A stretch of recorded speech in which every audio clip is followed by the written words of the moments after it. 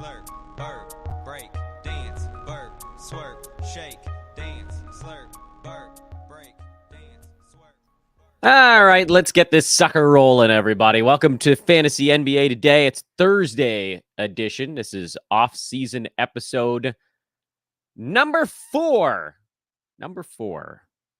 I've decided I'm going to try to do a better job. Last year, I was able to accurately remember the number of off-season shows until we got to about like 35, and then there were a bunch of shows where I was literally counting on air how many off-season shows I'd done. That was great lessons in great podcasting with me, Dan Vespris. This show is a sportsethos.com presentation. Always want to make sure we get that out there. And you can find me on social media at Dan Vespris, where, in fact, I think most of the live viewers have been these days. Shout out, I guess, to Twitter for serving a purpose right now. Today's show is kind of a weird one. We don't have any games tonight. Although we did have some news out of yesterday. The Sixers pulled off the big comeback. Miami seems to have lost Jimmy Butler for whatever happens to them here over the next... I mean, I guess they could potentially make a crazy deep playoff run. It just feels somewhat unlikely without playoff Jimmy on the roster. And he was a mess yesterday. Now, what we don't know is how much the knee played a factor, but if he's really tried to play through a sprained MCL, you could understand why, maybe he wasn't so great in yesterday's ball game. Joel Embiid also not that great. Nick Batum was a huge reason that Philly was able to come back and win that ball game. He had 6 3-pointers. And in a wild twist, they put up like almost 70 points in the fourth quarter, and it did just squeak over the total. So we would have had that one wrong. I did tell you guys I thought Miami would keep that ball game close. They did. In the second one, I said if there's any game in these play-ins that's probably not going to stay under, it's one involving the Hawks because they can't defend anybody. And sure enough, the Bulls put up a $131 on them, and Chicago won by a lot. What I didn't know was, looking at the side, it was like, how could you... Bulls by 3 felt like a ridiculously low number. I thought maybe it was a trap. It wasn't a trap.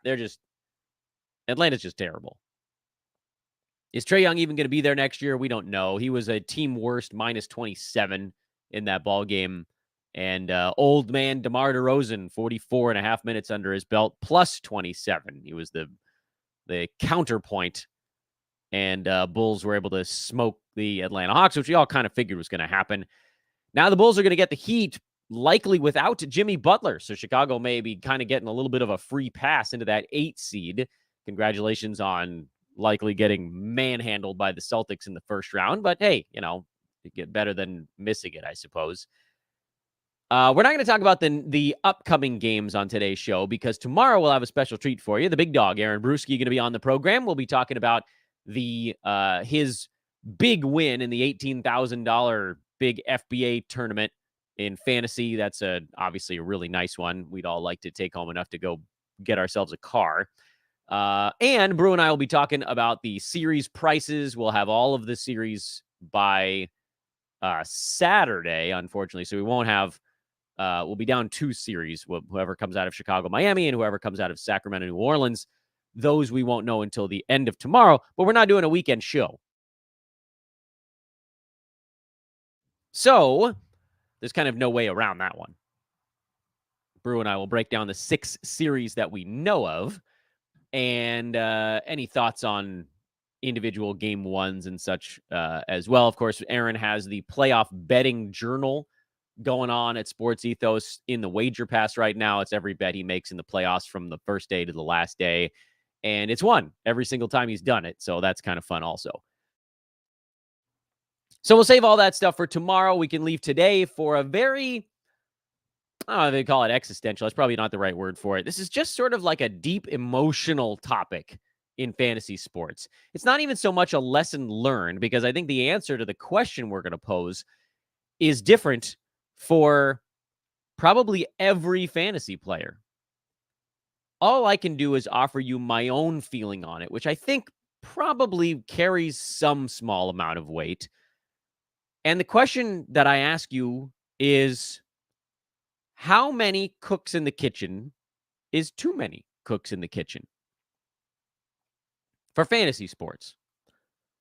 The cooks in this case are fantasy analysts or voices. Doesn't even have to be analysts. It could just be sort of friends that you trust.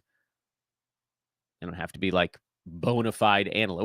What even is a bona fide? What do you have to be considered an analyst these days? Do you need a daily podcast? Do you need to tweet a couple times? I don't know. Like, what's there's no obvious cutoff. And I don't know that if you wanted there to be one, that there's a way to even implement such a thing. Because, like, in the modern universe, we have social media. Anybody that is good at fantasy can pop on there and start yelling about it. And if you win, if you're giving good advice, I think ultimately the public at large is going to decide who's an analyst and who isn't. And that's not really even the point. The point is, how many voices in your head is the right number of voices? For me, the answer is 1. I'm guessing that's probably kind of a low number. Sort of tongue-in-cheek. I have found that for me, Dan, taking in other voices, this is specifically about draft season, because in the middle of the season, like, there's so much happening that there sort of isn't even time to handle that sort of thing. That's not to say that other voices can't provide something that I don't see. In fact, this year is a great example of I was not high enough on Jaylen Johnson. And when the B150 came out, even before that, because everybody at Sports Ethos kind of talks behind the scenes on this stuff, Brew in particular was like, no, you're way, way, way too low on this guy. And I was kind of like, what? Are you sure about that? And yes, obviously, yes, I was way too low on him because I was like, sure, late round flyer. Obviously, he was much better than that. And the B150 helped steer a few of my teams in a better direction on that topic. In fact, there was one league, it's a keeper league. This is like the ultimate in indignation for these guys. He didn't get drafted as a 15-round league for 12 teams. 180 picks deep, he didn't get drafted. I picked him up after the first game of the season, and now he's going to be my most valuable keeper going into next year. That was a steal to end all steals. And this is a guy who didn't get drafted in a lot of leagues, but that's probably not really the example that makes the most sense in this regard. Because when it comes to late flyers, you can have 1,000 voices. There are going to say 1,000 different players, and you're going to pick the ones that make sense to you. Where I think this question becomes more relevant and pertinent is more like the top 8 rounds. 9, maybe even 10 in a fantasy draft. So you're not, on the 10th round, you're starting to get into flyer zone.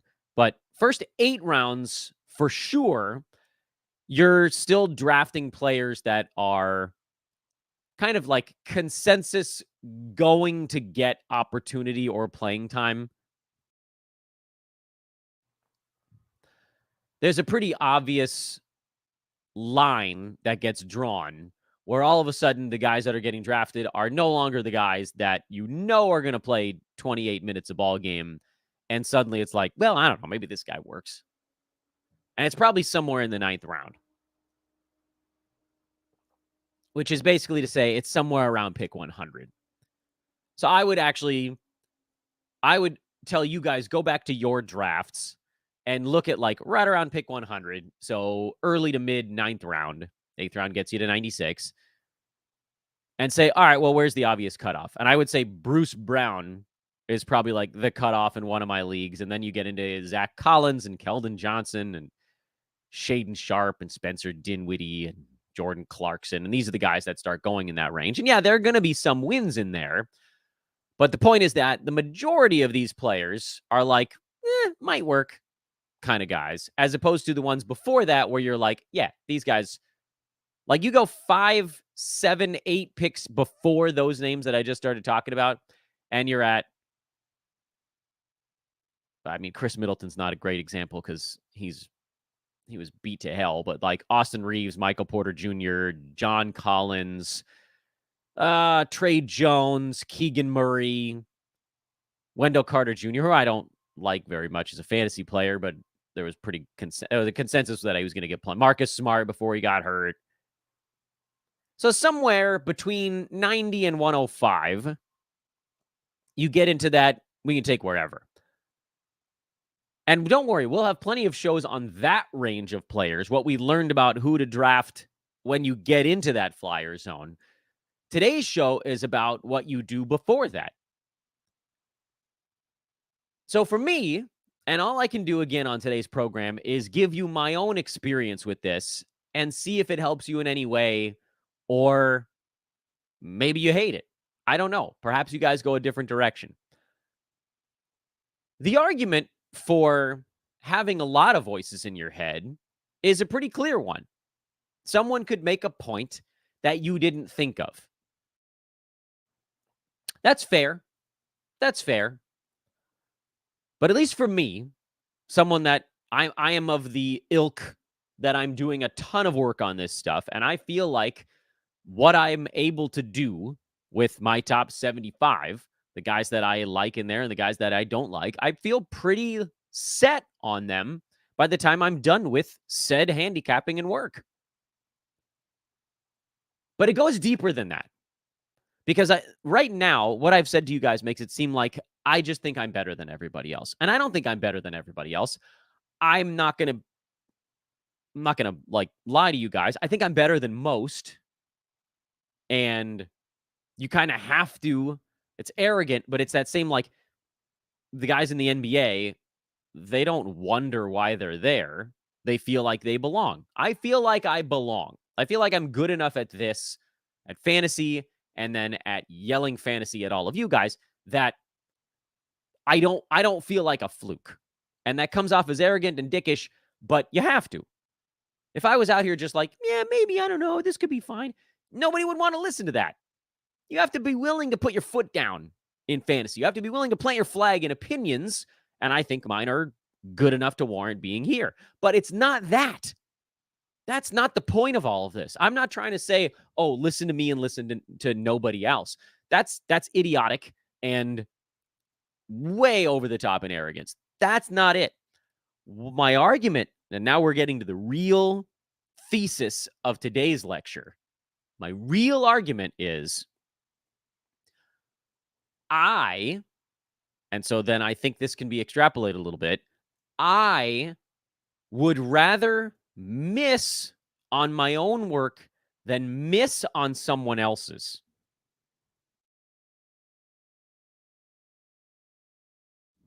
I want that to sink in because it's a weird sentence, but it means exactly what I wanted it to.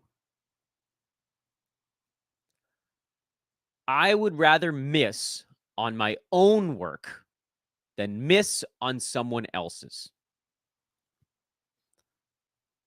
There is something emotional tied into that element. Think about it. Think about it in daily life, in whatever it is that you do. It could be fantasy, it could be something else. Think about a time where you've gotten something wrong on your own work or advice. And think about a time that you've gotten something wrong on something someone else told you to do. Which one feels worse? It's the second one. For probably 99 out of 100 of you, it's the second one. For the other one, it's like, well, at least I can blame someone else. But I don't think that's how most humans feel. So when you're working through a fantasy card, and this is why I prefer to have just one cook in the kitchen. I had plenty of misses this year. And we'll go through them. We had more hits than misses by a lot, but we had plenty of misses. And we'll go through them because we're honest and we're transparent and we're going to learn from them. We're going to learn from the hits. We're going to learn from the misses. I say the misses. Not my wife. The things we missed. Right now, sitting in this chair, just right off the top of my head, if someone was like, Dan, what are the misses you remember this year? It's the ones that I was steered into by looking at other people's work. Don't worry, we're still going to have all the analysts on the podcast leading up to the season, and I'm still going to basically not be able to avoid seeing what other people are doing. And this is not how to put the mother-loving disclaimer here like I always do. This is not about any one other person in particular getting a thing wrong. Because again, I got a lot wrong, and we're going to talk about all of it. But the ones I remember are the ones I got wrong because I was sitting there on draft night and my name came up on the board, and I looked at the board and I saw a name and I was like, I don't really like that guy, but so-and-so, like a lot of these guys seem to think he's going to be all right. And then I ended up with them. The best example of that this year is Darius Garland. But that's just this year. It could be anybody from any year. It always happens. There's always one where I look back and I'm like, how did I end up with this guy on my fantasy team? And I'm looking at the league right now. I have the league pulled up where I ended up in 4th place. I got my buy-in back. And it happened to me twice in this godforsaken league where I drafted guys that I really didn't like. I took Darius Garland at the end of the 3rd round and Jaylen Brown at the beginning of the 4th. These were 2 guys that weren't on any of my lists. None of them. I don't have a clue how I ended up with these dudes. And yet there they were.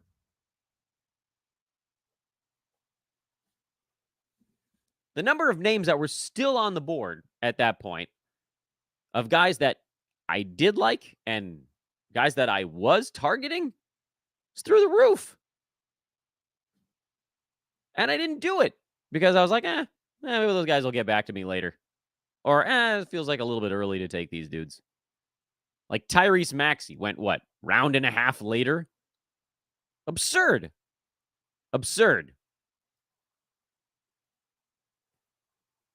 How did I end up with these dudes? I don't understand it. DeMar DeRozan, a guy that I liked, went a round later. Nick Claxton went almost 2 rounds later. Jalen Williams went 2 rounds later. Oh, yeah, I got to take these guys. What am I doing with Jaylen Brown? These are 2 guys that, it made no sense at all. Now, yes, I think there was an element there where it got to my pick and I was like, dang it. Like all the guys that I was targeting were coming off the board. And then you have that moment where it's like, well, do I take this guy that seems to be like a consensus this range dude? Or do I take the guy that I like that's in the next grouping? Oops. Chet Holmgren was still there when I took Darius Garland. I don't know. Why? I don't know. I don't know what I'm doing. The only explanation for this is that over time, when you see enough stuff out there, and I'm not talking about these players in particular. Those are the 2 that are driving me insane this year. Because if I make decent picks in those 2 spots instead of clunkers, I'm probably in 1st or 2nd place in that league. If I make decent picks in both of those, I probably win it. If I make even a decent pick in one of the 2, I'm probably in, the positive instead of break even. It's driving me nuts because my other picks in that league were by and large pretty good. Other than, I guess, like Chris Paul was not great. I don't know. You get into these modes sometimes where you kind of outthink yourself and you end up with players that you had no business drafting. And so there's all this stuff that's swirling around in your mind on this same topic. Is it, I want to blame it on somebody else? It's not somebody else's fault that you get to this point in a draft and you're like, I'm going to do this thing that I had no intention of doing.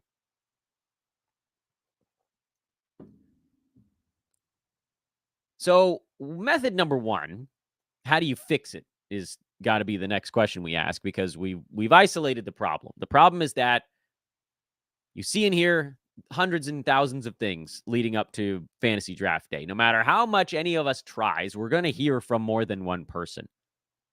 Because I'm on Twitter all day, so takes are flying by and stats are flying by and how guys are doing during training camp is flying by. Coaches' reports are flying by. Analysts, fantasy analysts, regular analysts, beat writers, all that stuff is flying. You're hearing about names. You're hearing about every player in the league 100 times. It's almost impossible to avoid hearing from anybody other than just like a one analyst that you trust. You could try, but you're probably not going to succeed at it. And it doesn't have to be me. If you just like hearing my voice and ignore everything that I say, that's also fine. I do appreciate you having you here regardless.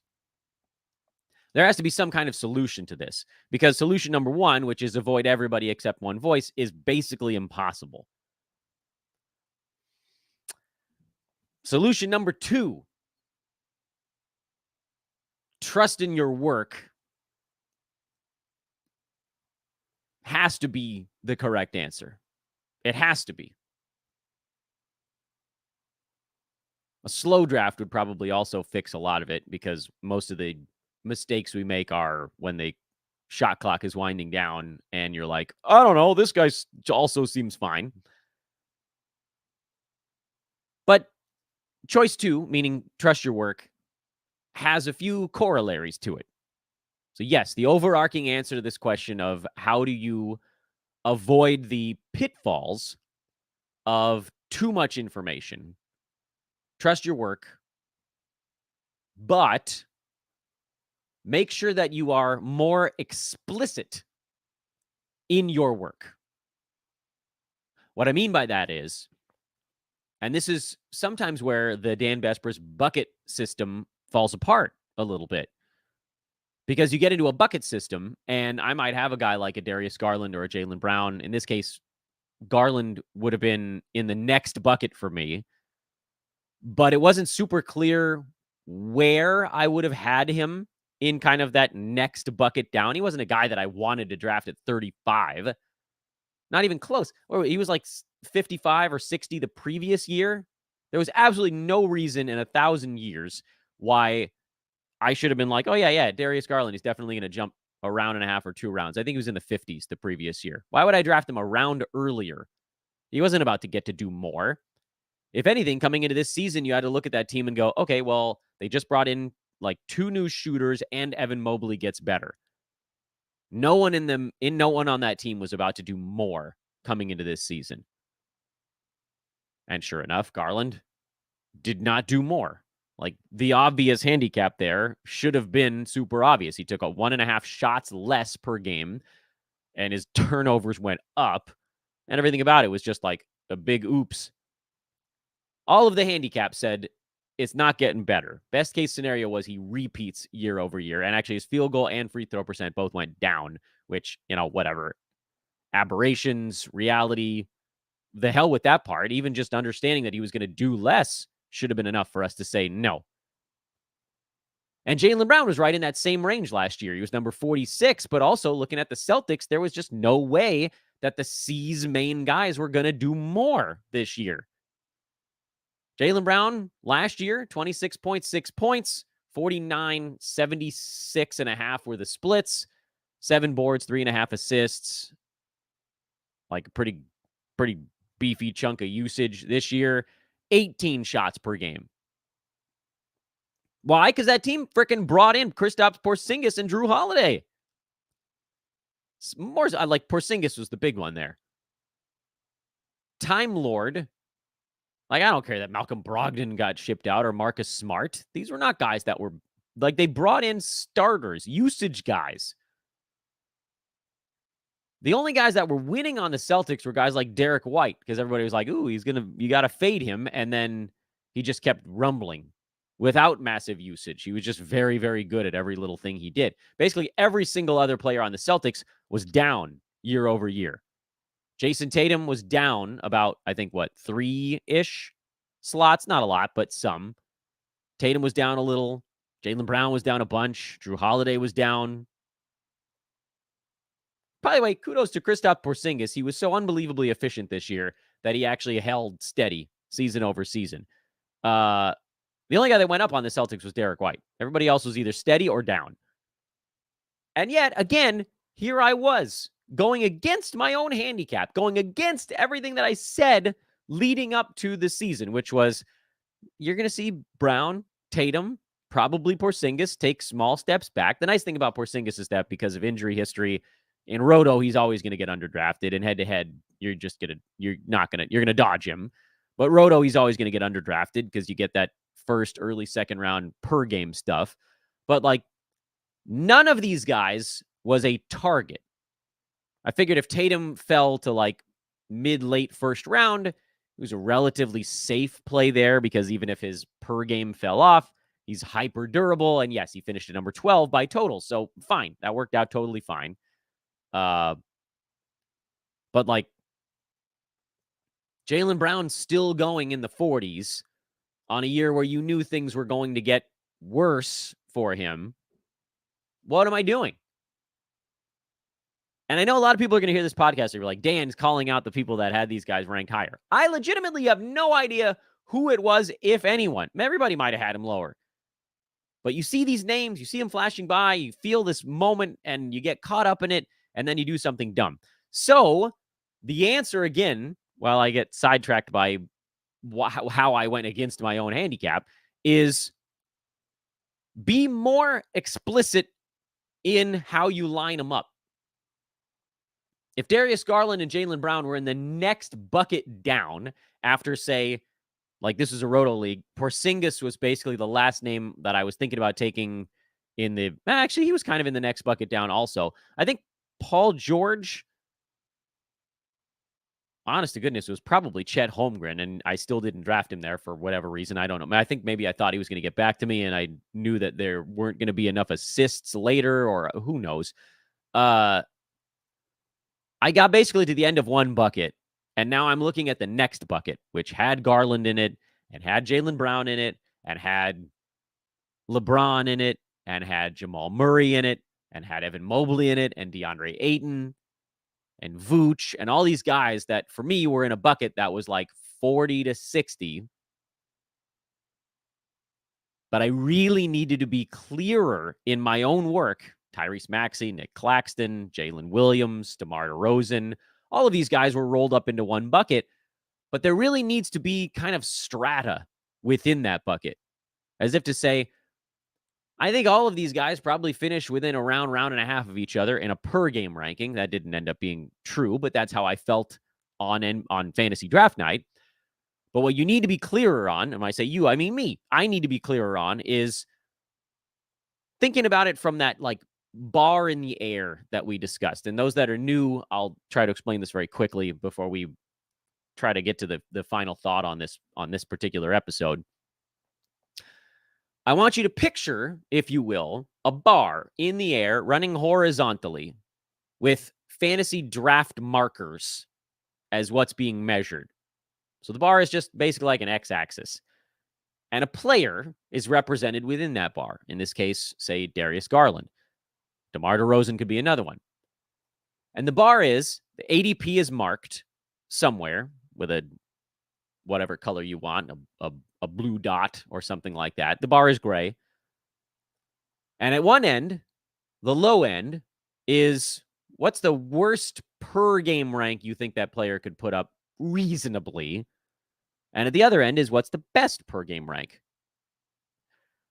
And you shade the bar based on a probability of what happens in which direction. So like for DeMar DeRozan, the worst was probably like 65, and the best was probably 25. And the odds are he was going to finish somewhere around where he was the previous year, which, I mean, lately he's a freaking grandfather clock. DeMar DeRozan was number 31 per game this year. He was number 28 per game the year before that.